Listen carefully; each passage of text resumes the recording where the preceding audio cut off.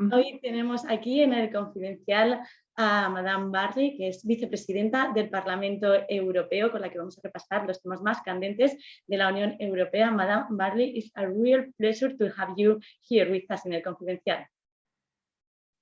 Thank you very much. Gracias. Encantada.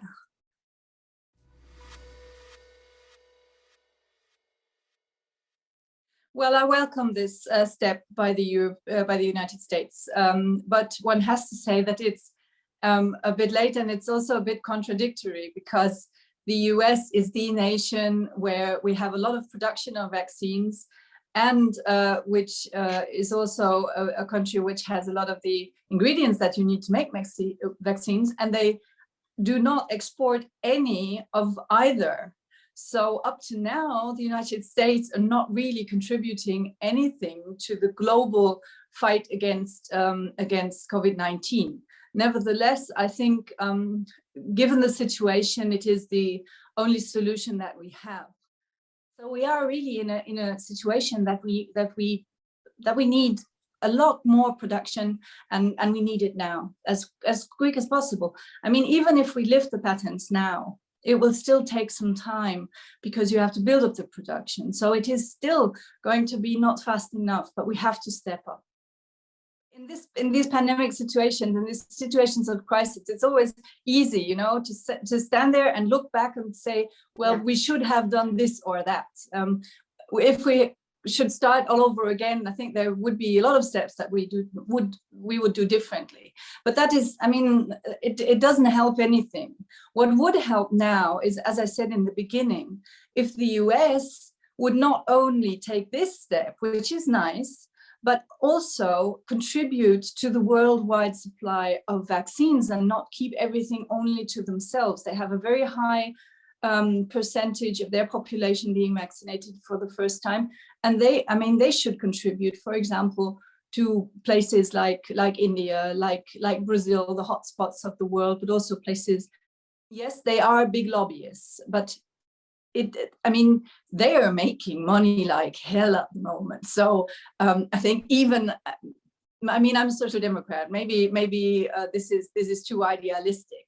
But if you've made such a huge lump of money already, I think now to say, okay, we give a bit for everyone. And as I said, the development and the production of these vaccines have been subsidized by public money.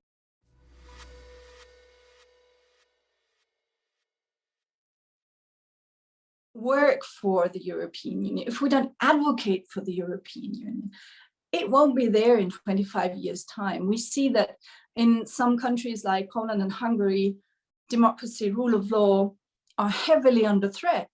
And we Europeans have to say, this is not what we want. We want democracy, we want rule of law, we also want protection of minorities. These two kids now have 4 grandparents from 4 European countries who have fought wars against each other in different ways, in different settings for centuries.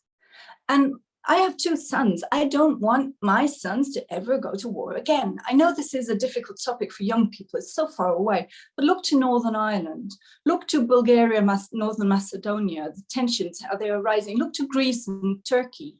Firmly believe that if we do not solve these problems that we are having within the European Union, with governments that believe that they do not have to stick to European values anymore, if we do not stand strong there, then we risk the existence of the European Union as a whole, at least as we know it.